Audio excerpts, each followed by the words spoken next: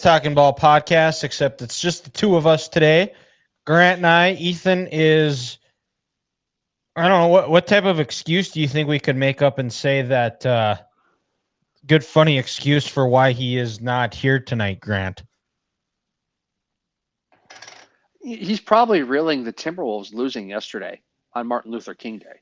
Oh, that's true. Because That's true. he's the biggest Wolves fan we know. He is. That sounds And like the Wolves. I haven't paid attention too much this year, but it does sound like they are more than likely headed to the play-in games again. so I checked the standings the other day, and like 10 through, I want to say, was it 6? 10 through 5 are very, very close. Like only separated by maybe 2 games. So it's going to come down to the finish. But I think there are a couple games over 500 right now. Because they lost on Saturday, game we talked about going to. And then I think they played, did they play on They played on Saturday or Friday.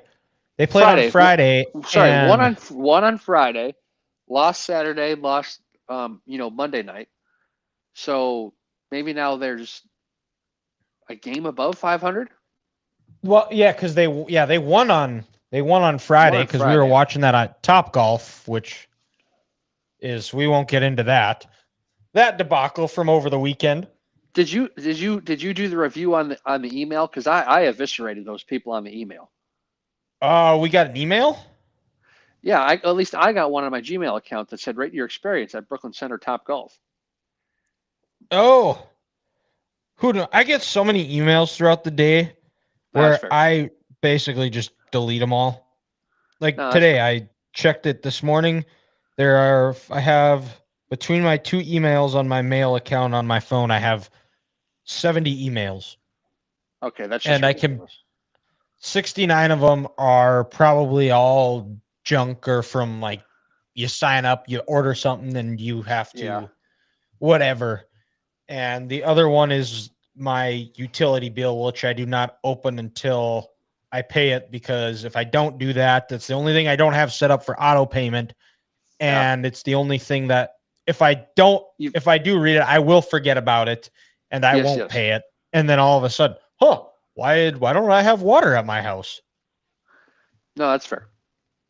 Probably there's some people listening to this that probably think that I deserve it for some of my bad takes I've had over the years, but I will say, Grant, they are not as bad as a lot of the takes that Ohio State fans had after they got their ass kicked by Michigan.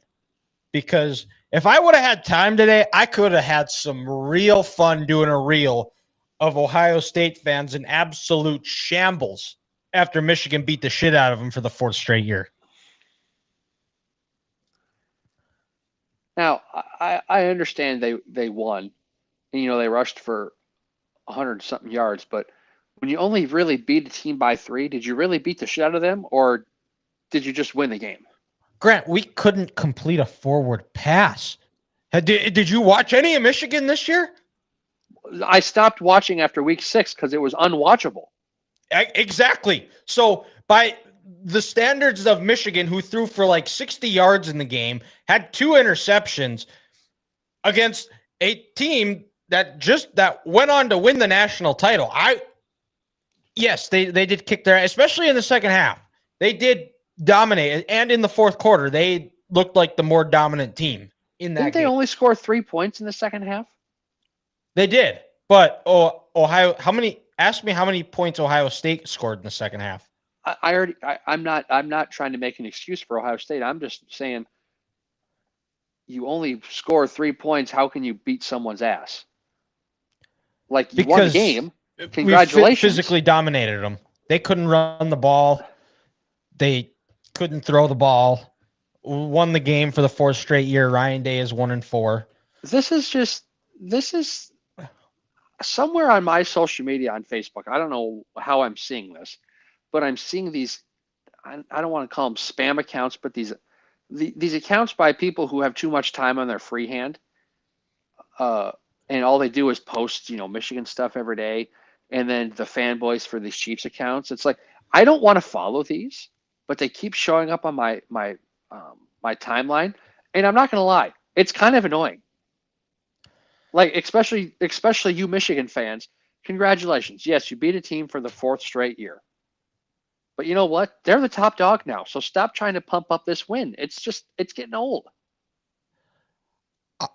You know what? I'm gonna in a rough season, I'm going to take it. And also, this is the standard that Woody Hayes set when he quoted that you can't claim a national championship unless you beat Michigan. The only thing that matters is beating Michigan. Those are his words, not mine. I'm not saying that they can't claim a national champion. They won the national championship fair and square. And we're going to talk about this game.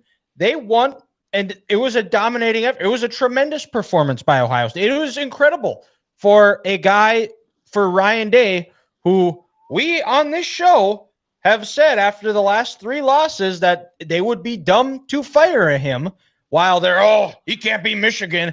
And that's the problem with these Ohio State fans, Grant, is that they have acted like beating Michigan is their birthright for the last 20 years, which, well, previously 20 years before the last 4, that beating Michigan has been their birthright, and they have rubbed our noses in it for the last 20 years, deservedly so. They won the game. Tip my hat to them. But all of a sudden, when Michigan starts finally getting some success and they start celebrating, all of a sudden, they bring up Ryan Day's John Cooper, all this. And we have said they should keep Ryan Day because he has 6 regular season losses in his entire coaching career. I don't know about you, but that sounds pretty good to me. And now he's got a national title here. So you're saying as long as he isn't playing Michigan or Oregon, you can pencil in Ohio State for the win that week. You might be able to go one step above, and you might be able to go Penn. I'm not ready to go Sharpie yet because he's not going anywhere. So you could probably go in Penn. Nice gel felt tip pen that Ohio State is going to win. Yes.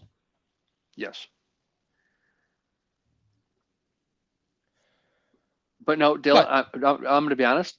I'm getting sick of these toxic Ohio State fans out there. And I'm getting sick of these immature fanboy Michigan accounts who post stuff like that we talked about. You're not that kind of person. Can you be a little petty and going out of here for clicks? Absolutely. But you know what?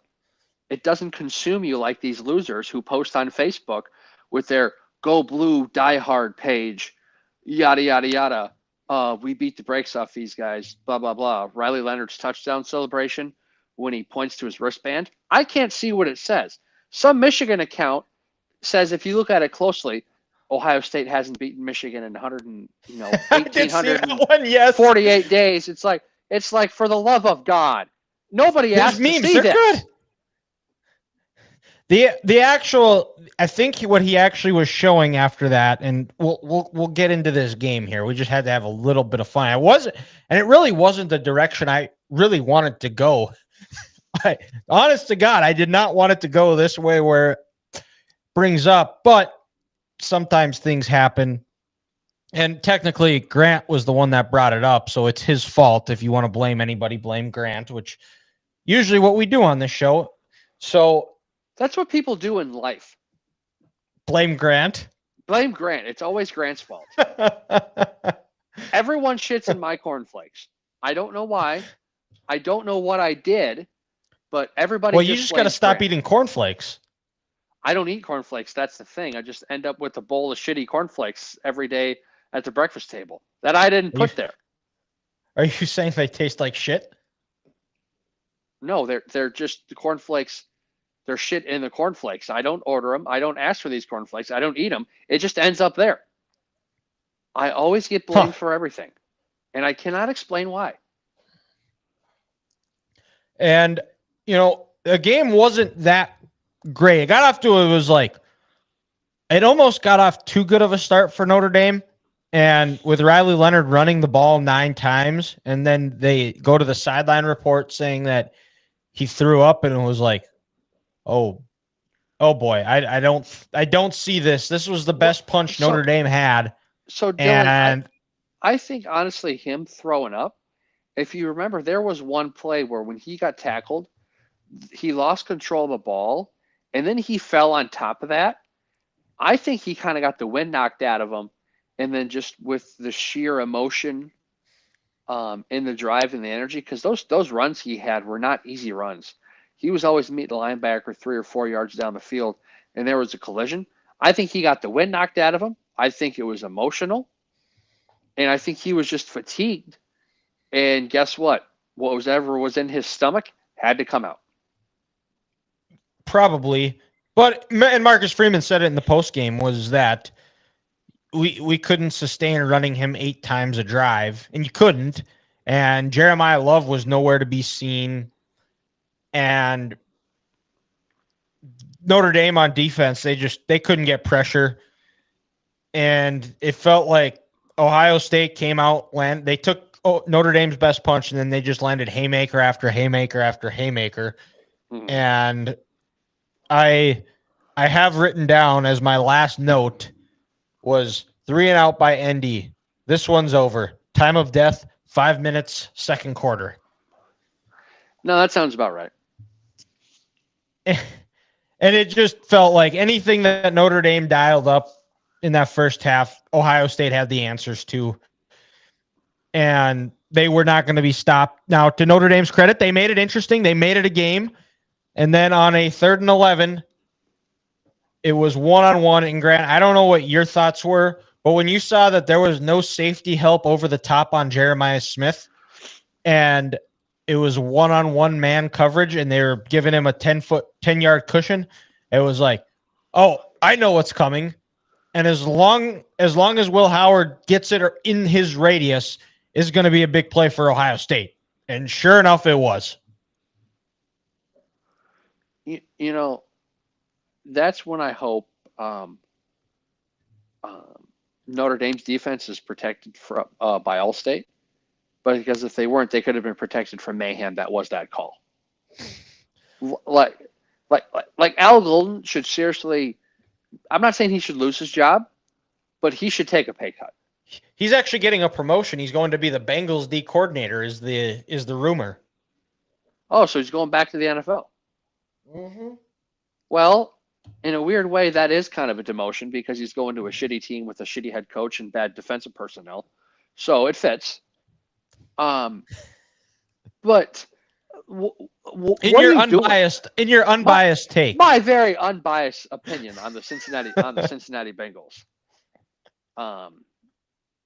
You know, who wouldn't want to go coordinate the 4th best defense in the AFC North? But that's besides the point. But and Dylan, you know, to your point, 3rd and 11, you're playing 10 yards off, and also you have inside leverage. They just gave Jeremiah Smith the sideline. One quick move, he had that corner on skates, and as long as Will Howard doesn't look like us throwing the football, the game is over. The national championship is won. Give ourselves some credit. My second year, 3rd year, when we would throw the ball around before we'd work out to kind of get the blood going. Our chemistry was pretty top notch. So that's fair. I mean, Grant threw some dots. That's fair. I should give myself some credit because we was slinging it back then. As long as he doesn't look like Uncle Rico throwing it out on the farm, Ohio State's going to be the national champions. Like, why not just rush 3 and literally do what Philadelphia Eagles did in 2017? Literally put everybody at the sticks. Or you know what? Put 7 guys across the football field at 8 yards deep. So when they tackle the ball, everyone swarms to it. You get a stop. You get your timeout.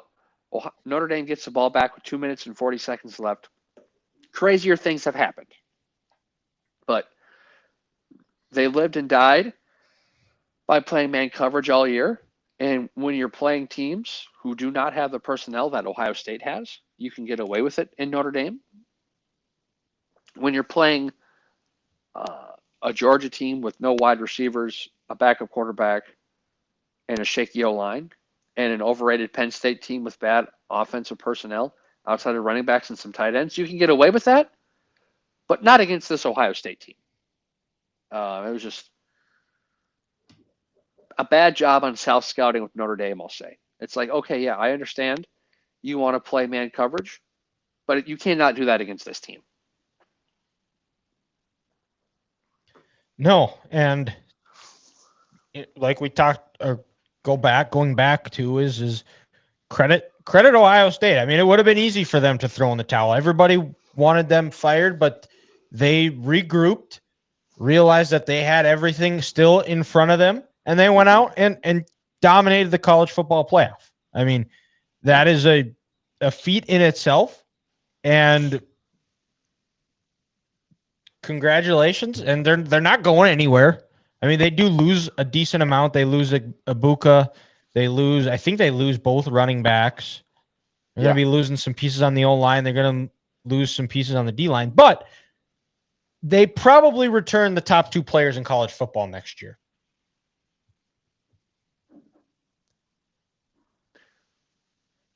Jeremiah Smith and Caleb Downs. Yeah, that's right. Yeah, I mean, they'll be fine there, and it's not like they're not going to have talent on that roster. It's going to be it's going to be inexperienced talent, also with a new quarterback and a new defensive line. But it's Ohio State; they're going to have plenty of talent. Well, and it sounds by the way it sounds like they're pretty comfortable with their quarterback position as well, with either being the Alabama transfer whose name's escaping me, or Sayan? The incoming. Yep, Julian Sayan, and then also St. Clair. Nope, it would be Air Noland. I thought he transferred. Or maybe it is Tavian St. Yeah. I think it's St. Clair because Nolan transferred. I think Air transferred. That's right. Yep, and so did their regular backup in Devin Brown, who just, I think it was announced he transferred to Cal. Yeah, it's Ohio State. Since Ryan Day's been there, all three quarterbacks have become first-round picks, played in a national championship game, or just absolutely gone nuclear in the two postseason games that he did play in. So they'll be fine. I guess, Kyle McCord was, but look at them. Kyle McCord's a stud at Syracuse now. So yeah, maybe Kyle McCord was the fall guy last year. Kyle McCord happened to be the fall guy. Yeah, their offense just wasn't as explosive last year because they didn't have the explosive offensive personnel. They didn't have. They had Travion Henderson, and then after that, they didn't have any running back. But Travion, he needed that jump start from Junkins this year, Quinshawn, because he didn't have that last year, and I think he was content. And I think part of it too is because of that lack of depth they had in the backfield. I think they probably overused him a little bit too much in spots, and he's not that Blake Corum type where he's an every down back. And splitting the 50-50 carries between Henderson and Junkins, that really kind of balanced it out, kept both of those guys fresher. It keeps your legs fresh, yeah. But that wraps up national championship talk. And who knows what will, we didn't really, it was kind of a quiet coaching carousel for college football. And the NFL so far is fairly quiet. I think we're going to see a lot based off of what happened over the weekend with games. And we'll just kind of go down get down the line, try to keep these recaps short before we preview conference championship weekend. Chiefs Texans. Now, Grant, you and I, we watched this game together, and there's talk about the refs, blah blah blah. The Chiefs get all the calls, all this, and were there some questionable calls? Yes, there's questionable calls every game. Was the game decided by that? No, it was not. The Chiefs, and for all their, they haven't looked great. All they did was go 15-2. They didn't beat themselves, and especially in these big games, that's what they have done. They haven't beaten themselves. They sit back and they watch the other team make mistakes and crap in their helmet, and then they go Mhm. capitalize them. Oh yeah, 100%, dude. Even like you look at those New England teams when they won, it's not like they were dominating people, um, and beating the brakes off everyone else. Everyone else just made costly mistakes. And the situational football that the Chiefs have in their situational running game, like you brought up, Dylan, is unmatched in this league. And they made plays when they need to, and they didn't let Will Anderson Jr. and Daniil Hunter take that game over like they did the week before. And for the Chiefs' sake, George Karlaftis took that game over, and that was the difference. Because one quarterback hit the ground, was it 8 times? Yes, CJ Stroud was sacked 8 times. Yeah, CJ was sacked 8 times, and the Texans got to Mahomes, but they didn't get to him enough, and that was the difference in the game. It was, and we'll go to the nightcap on Saturday, Lions versus Commanders. It was a combination of the Lions, their defense, they just too many injuries, it just wasn't sustainable, and it finally caught up to them. A hot offensive coordinator, a hot rookie quarterback, and it just didn't matter what Aaron Glenn called. Jaden Daniels and Cliff Kingsbury had the answer to. And going back, kind of piggybacking off what we said in the first game, team that's going to make less mistakes is usually going to win. Yeah. I don't know how many times you can expect to win a game with 5 turnovers. It's very unlikely. I wonder what the stats would be on that.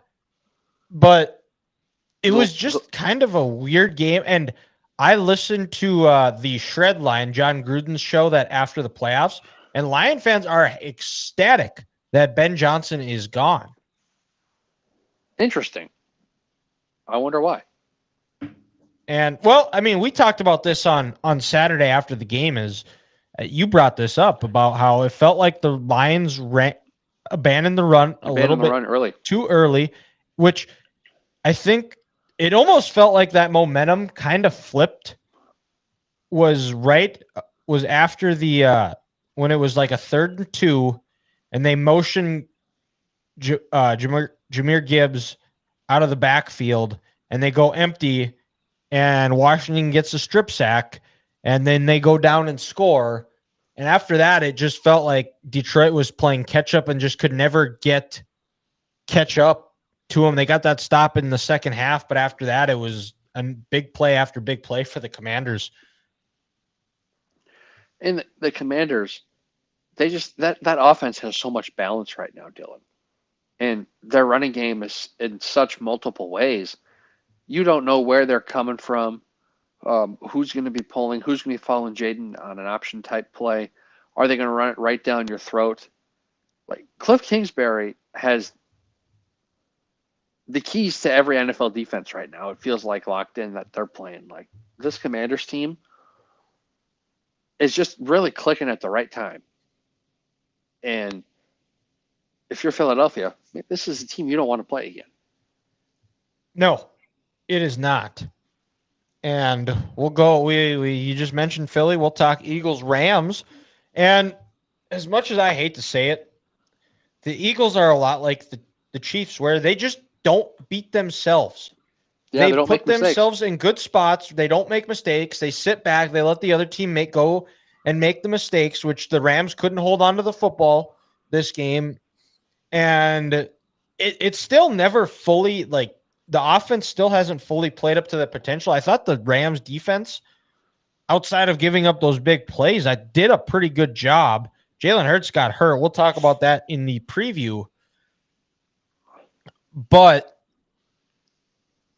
it never I never felt like the Rams were out of it, even after that long Saquon run, because they moved the ball and then they would, Yeah. like we talk about teams that play the Chiefs, crap in their helmet. They'd fumble the ball, get strip sacked. Yep. And, that Jalen Hurts, that knee injury clearly affected him. It was a horrible play call by Kellen Moore to run that naked boot to his left, and allow a free rusher, and where Hurts really just had to go down. He didn't have any choice. there that gave the Eagles or the Rams the ball back, and they were moving the ball, and it felt like they were going to score. And Jalen Carter, who's been very inconsistent so far in his young career, he has been a man amongst boys in these playoffs. And when they needed a sack, he went and got it. And it was huge too, because if you watch that play back, Higbee was open and would have had a touchdown if he got the ball. And if he just had time. And time, yes. But yeah, in the playoffs, sometimes it's those 5 plays that are going to be the difference. And Saquon and Jalen, when Jalen had his first quarter touchdown, when you can get 3 touchdowns of 40-plus yards in a game, you got to like your chances. With the Eagles there, and just that defense being very opportunistic and getting after Stafford all game. Like Collinsworth brought up a good point. The Rams went to this no huddle too late. Had they gone there, maybe a halftime adjustment, first drive to start the second half, this Eagles defense, the defensive line gets tired and they're wearing out.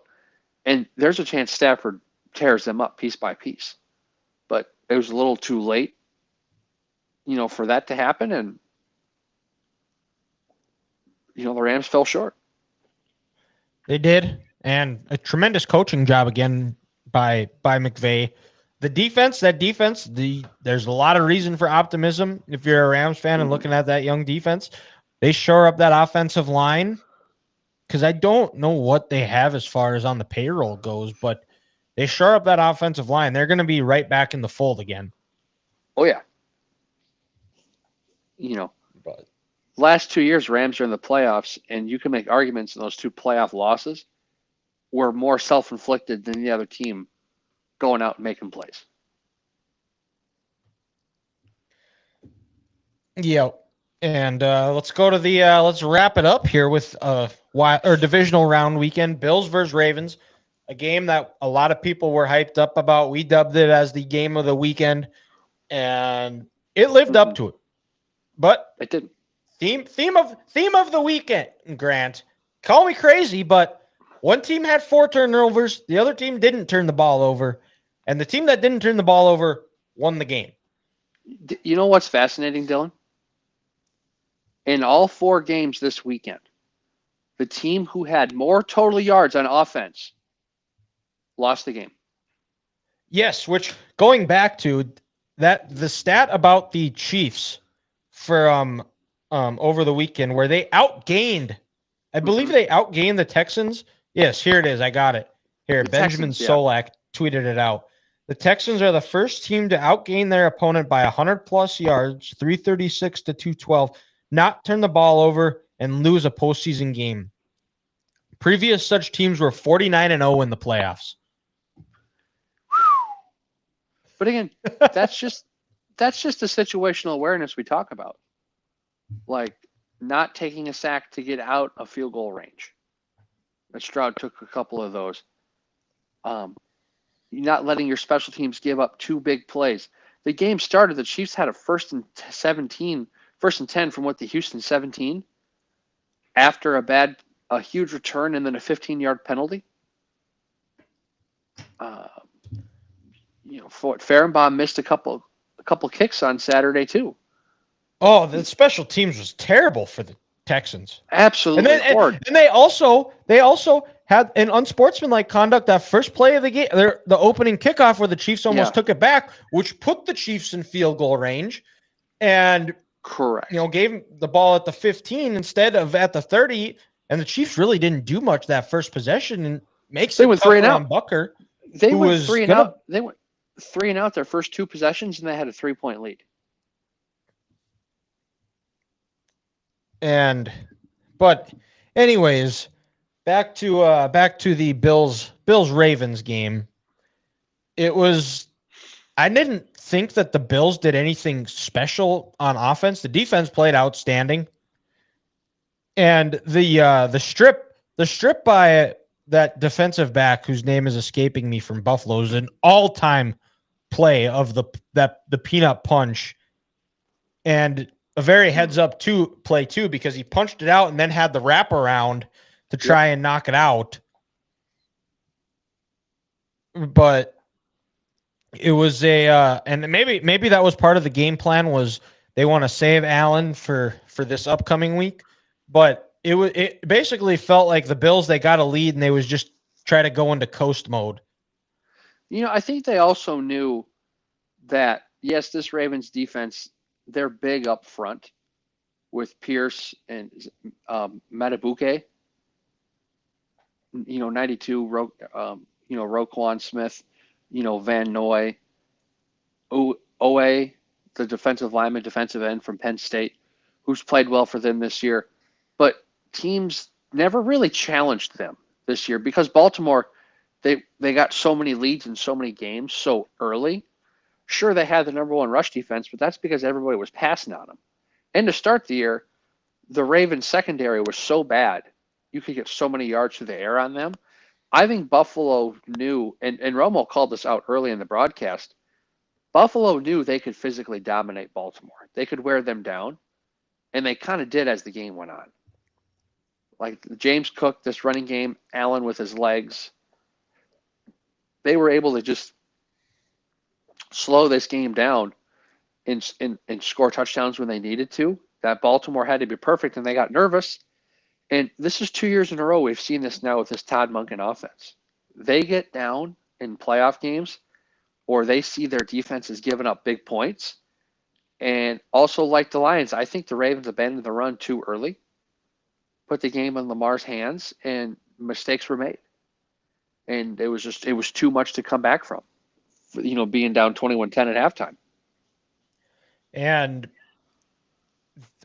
you got to give credit, because when the Bills needed to move the ball, albeit they didn't get touchdowns, they were able to kick field goals, which was enough in this game. But I don't know if you saw it on that third down where they kicked it to go 27-25 or 27-19, where Allen, when he got stood up, and if this was 2 or 3 years ago, he definitely would have. But he thought about pitching it back to James Cook and letting him try to score. And I was like, I watched it. I was like, he's going to do this. And then he held it. And it was a smart play by McDermott to kick the field goal there, I thought, because at that point, they couldn't lose the game. They could have tied it. Mark Andrews' hands said differently. Well, and even I texted, Derek, or he was texting me earlier during the game. 2 minutes left in the third quarter, and Harbaugh's already chasing the points. I don't like chasing points early, Dylan, for that exact reason right there. And I understand maybe this is who he is. It's the analytical game, or maybe he just didn't trust Justin Tucker this year. Not like Tucker gave him any confidence in the world, especially with, like I said, the way he's kicked this year. But he's only missed kicks from past 40 yards. So this is just another case of John Harbaugh getting too much in his own head, trusting the analytics and the numbers too much, that he makes mistakes and it costs his team in a big game. Should Mark Andrews have caught that pass? Yes, he should have. But also, if his head coach kicks the field goal, the PAT after the first touchdown, Mark Andrews isn't in that spot at the end of the game. The other part about that too was you can argue about the play call too, because they had Derrick Henry, and both times, I know one for sure, they motioned him out of the backfield and basically took him out of the play and the threat of him even running the ball. Gotcha. Which also I would be very intrigued to see why teams on a 2-point play, you basically just assume it's going to be a pass, instead of like where they could run the ball. It's 2 yards. And you've seen it too, where, I mean, going back to the Georgia Tech game, which was 9 trillion overtimes, they threw the ball for like each time, like 8 or 17 times. And then on the last one that finally ended the game, Georgia ran it and they walked into the end zone. And especially when you have Derrick Henry. You have Derrick Henry, but then also you have Lamar Jackson and his legs. Why are we taking our two best options out of the game? Did Lamar have a great year? Yes. Did he throw for a lot of yards? Yes. But his arm is the third best thing in this offense behind Derrick Henry and Lamar Jackson's legs themselves. And that's the other discussion too with Lamar Jackson is he's been tremendous. He's probably going to win his third MVP, deservedly so. And he's taken a lot of criticism in the playoffs. Also, deservedly so, because do you know how many he's been in 8 playoff games? He's 3-5. Do you know how many of those games he has 2 turnovers? Is it all of them? 4 of them. So half of them. Yeah. But the Bills move on, and let's go. You want to preview some conference championships? Let's do it. Let's preview some conference championships. So we'll start with our keys to the game, and then we'll both kind of go over the keys, and then we'll do predictions here. So for the Commanders, the big thing is Saquon's going to get his. He's going to get runs. He's going to get a couple of 20-yarders, but they can't let those 20-yard runs become 70-yard runs like what has happened from the Rams and the Eagles. The weather, I think, is a high of, as it stands now, is going to be cloudy and 38 on Sunday. So I don't know how much the weather is going to be a factor as far as for what teams want to do. And for the Eagles is keeping Jaden Daniels in the pocket, limit those RPOs, which they had huge success doing on Saturday night, as Brady, who probably had his best game broadcasting, I thought, on Saturday night, did a good job of highlighting the RPO game and really utilizing those mismatches that the created out on the edge. And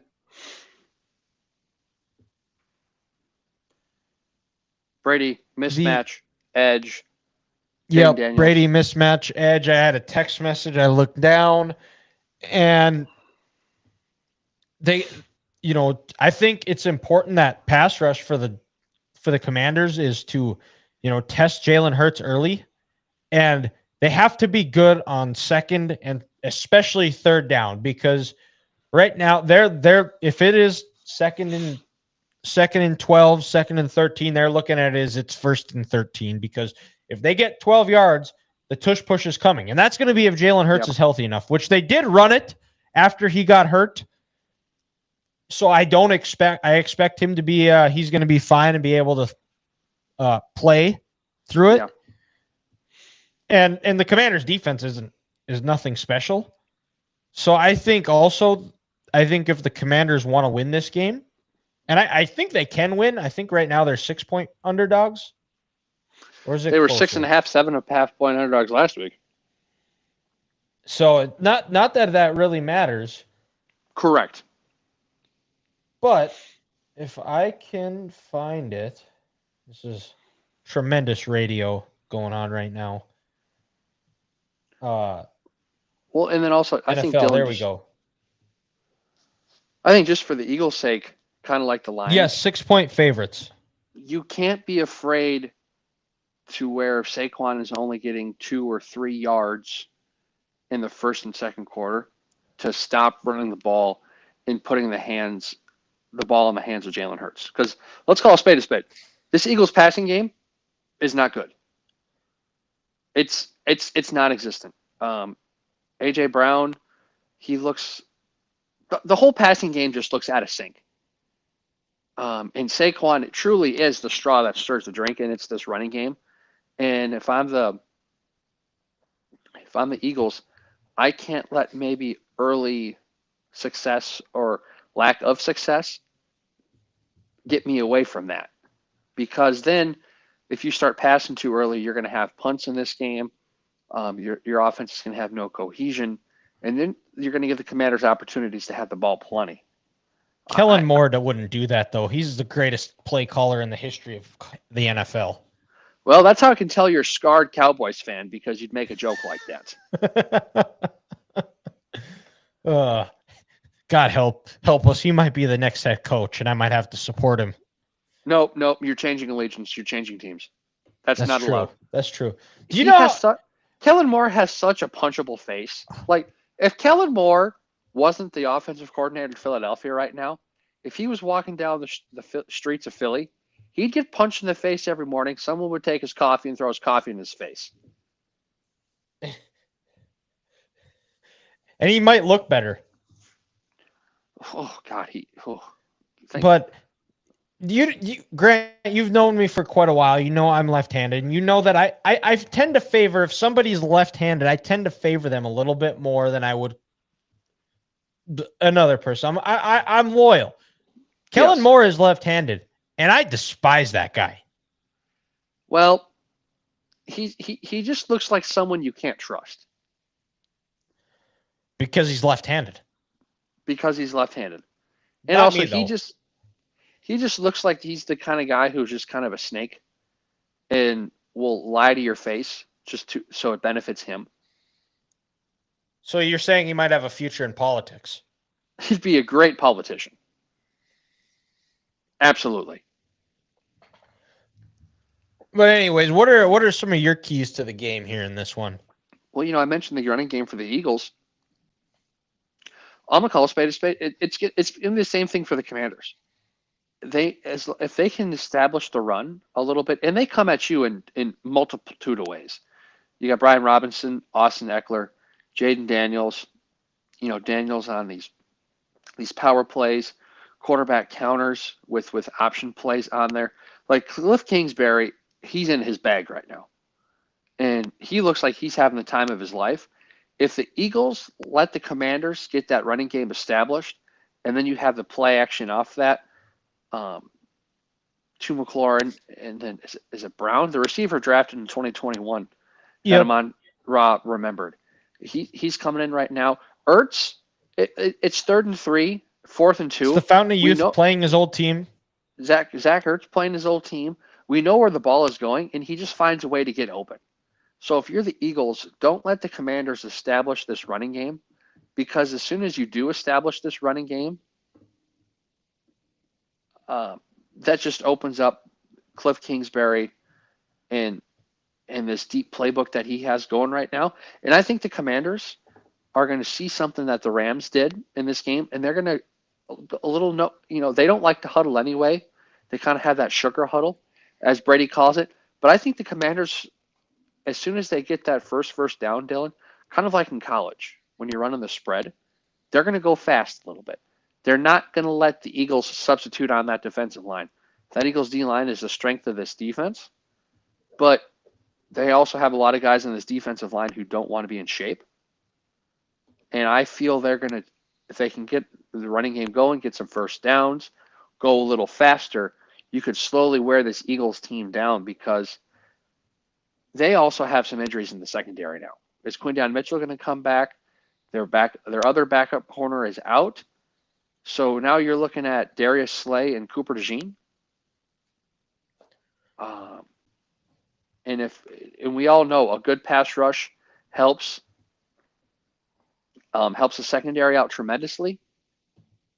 If they're tired because they're on the field because Washington's going a little faster and they get their running game going, that secondary is going to have some issues.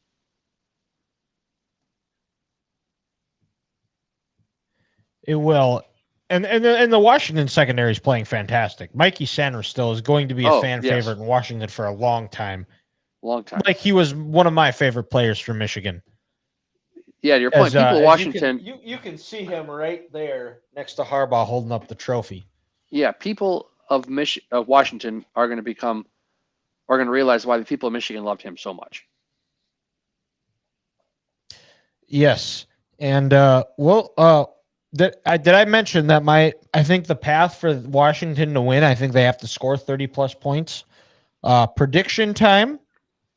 I don't think that the Commanders get 30 points. I think that pass rush gets home on Washington a couple of times. That forces Daniels to throw the ball, before he wants it. I think we haven't seen rookie Daniels in quite some time. I think there's a couple of moments where that shows up.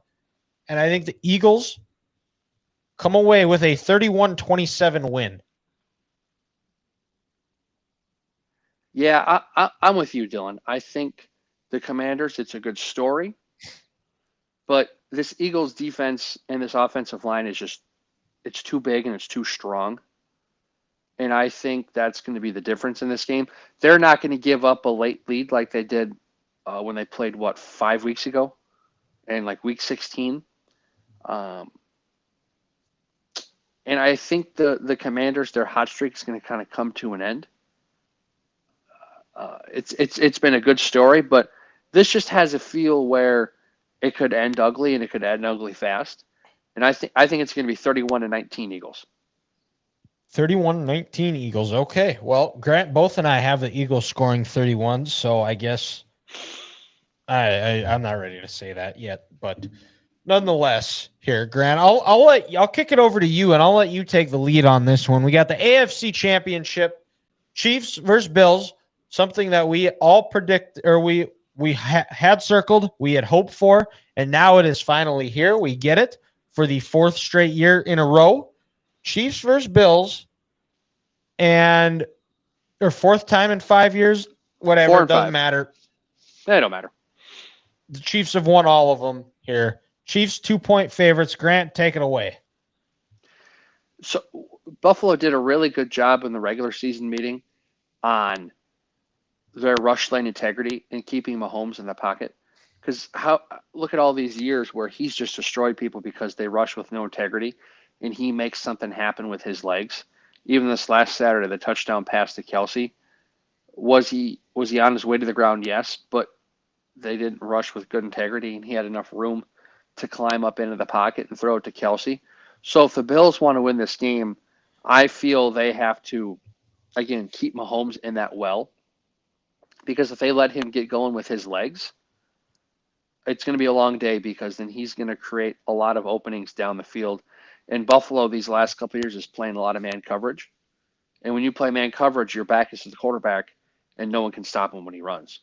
And then in return, the Chiefs didn't do a good job with that in the regular season. Rush with no integrity, let Allen escape the pocket, extend plays like that. So you got to keep him in the well. But also for the Chiefs, it's going to come down to, can you stop James Cook in this running game? Because you look at the secondary that the Chiefs have and the Bills pass catchers, the Chiefs should be able to slow these wide receivers down. Trent McDuffie on Shakir. They brought Jalen Watson back last week. He can be on Matt Collins or Curtis Samuel with that. And then just a different variety of the safeties that they have can, hopefully slow Kincaid down in that. So can they get Buffalo into these long passing situations? Instead of 3rd and 3, 3rd and 4, where Allen can use his legs, make it 3rd and 8.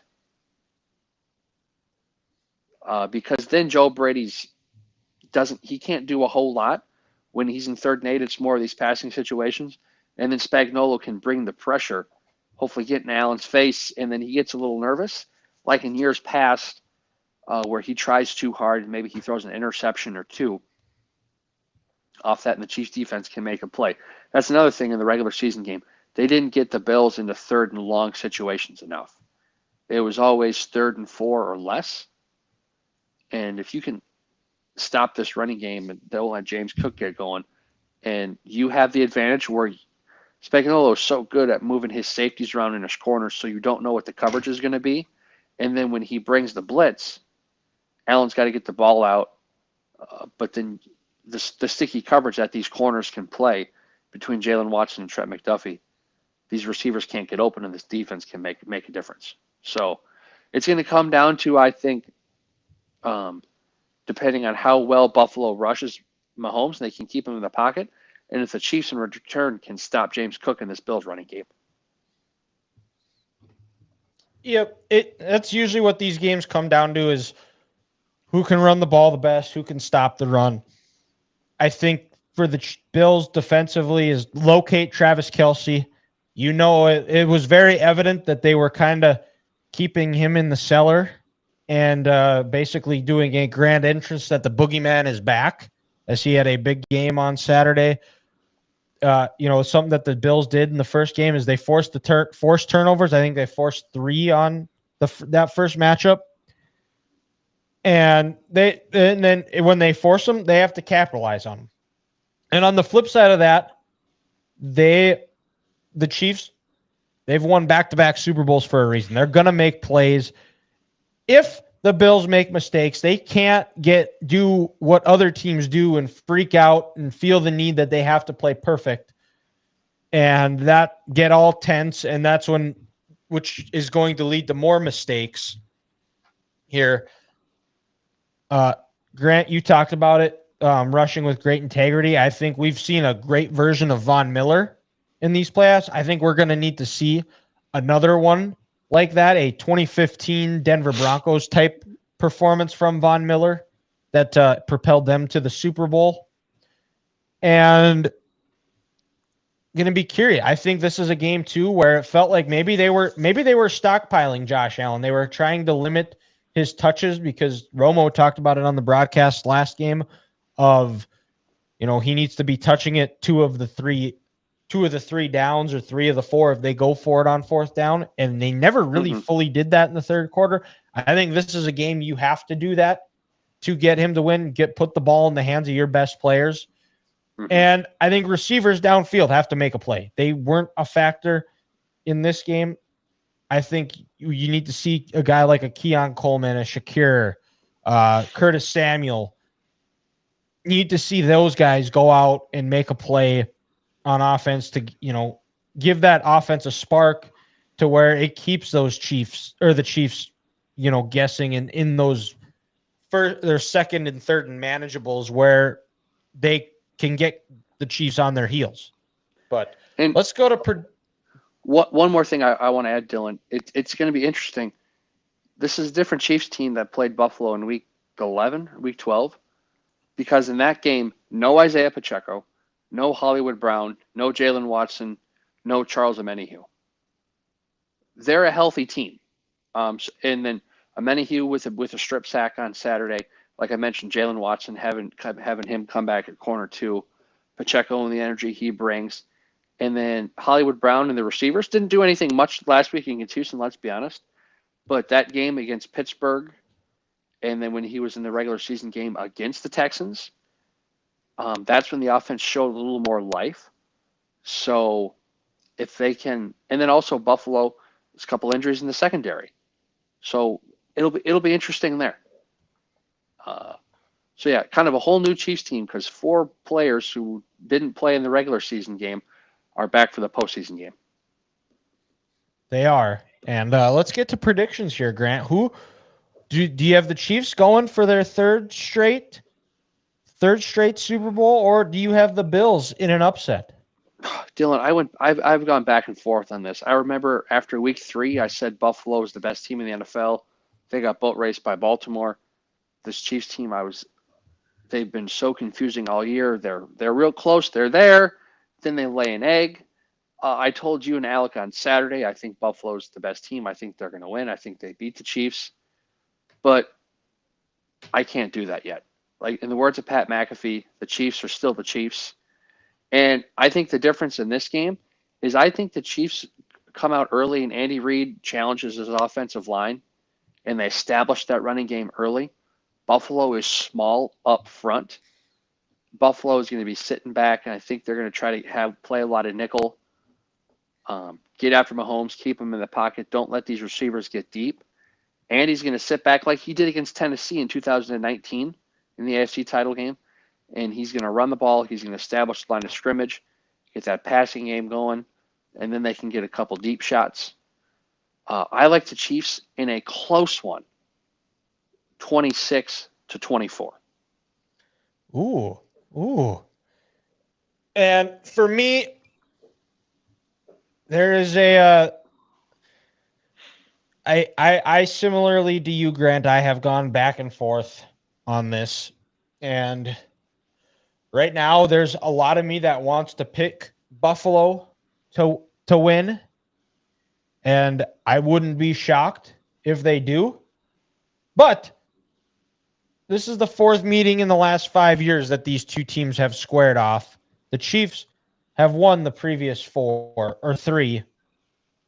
And until I see it, I just can't pick against Patrick Mahomes and Andy Reid.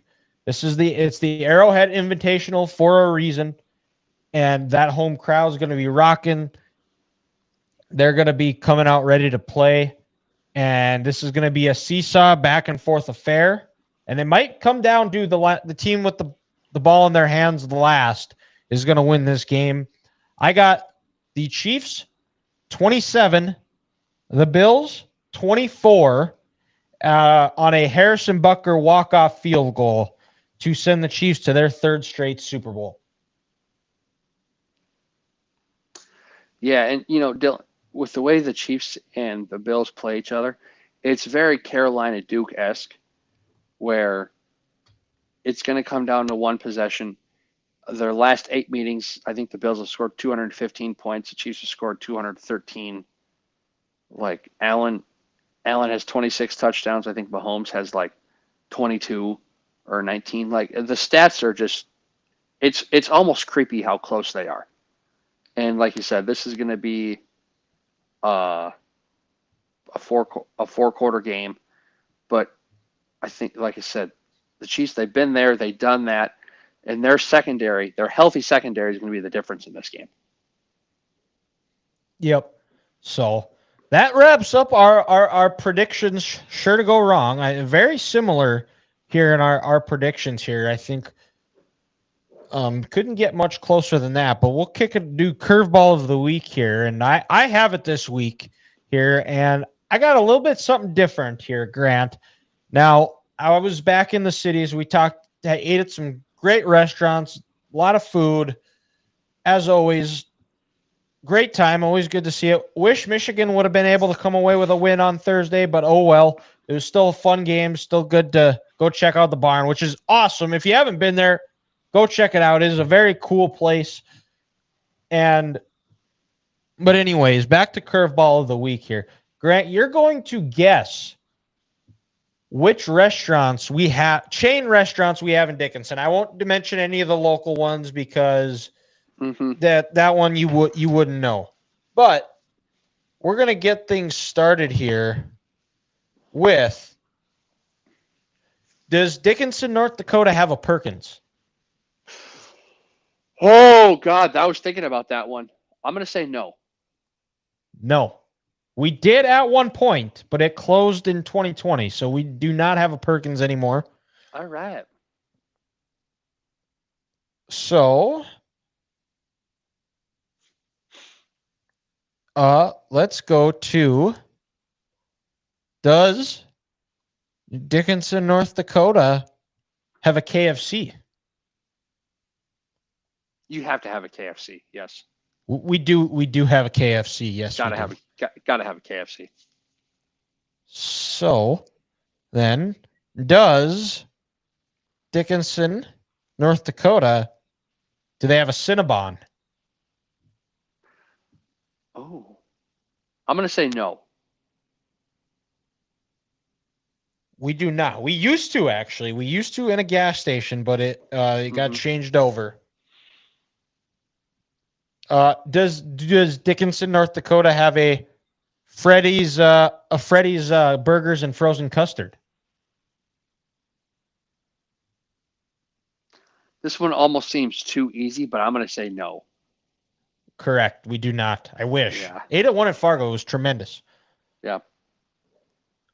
Does Dickinson, do we have a Domino's? Yes. Yes, we do. We actually have 2. Yeah, that sounds right. Do we have a Culver's?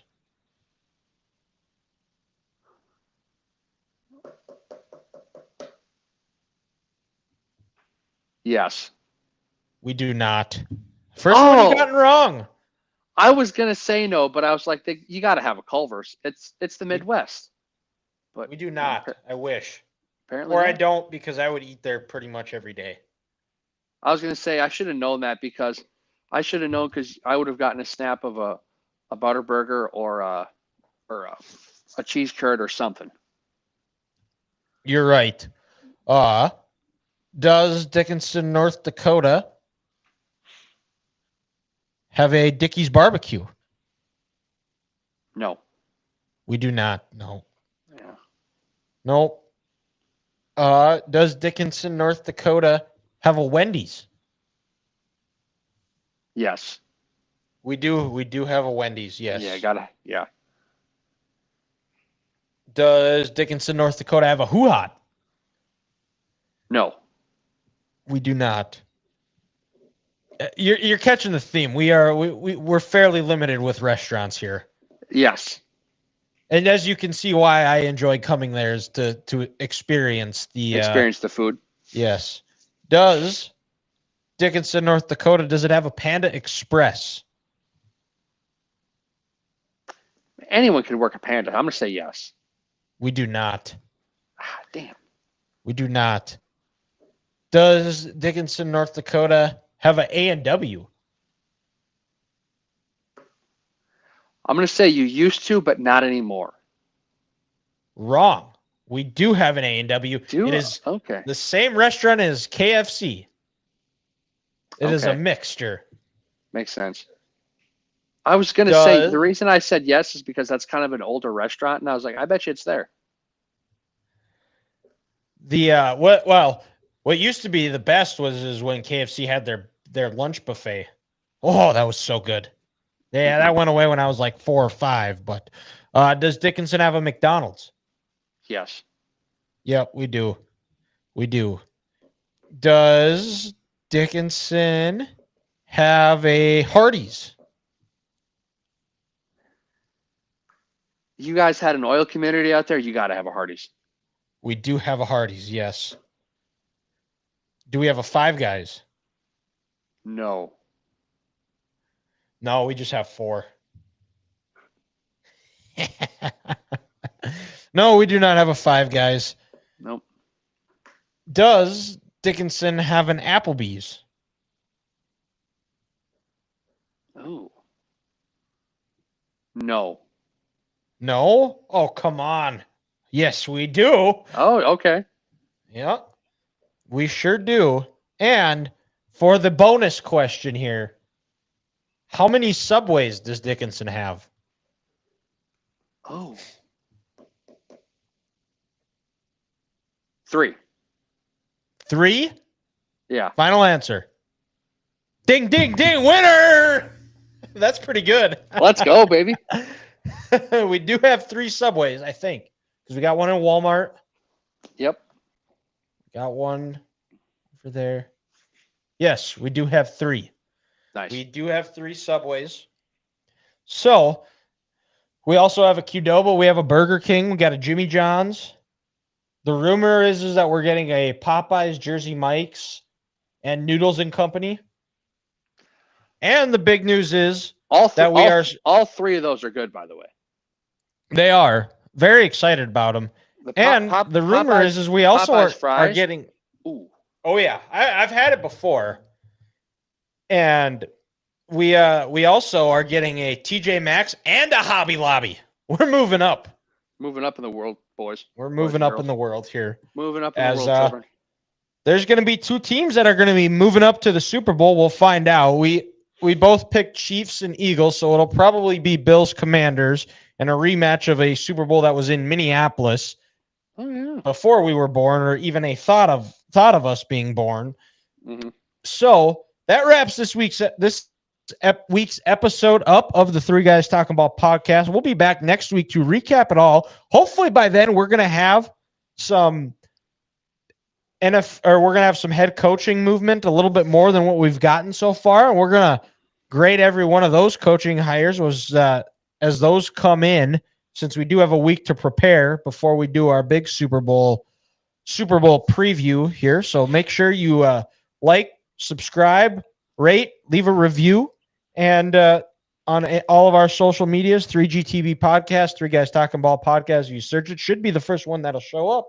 But we're all out of time, and we'll talk to you next week.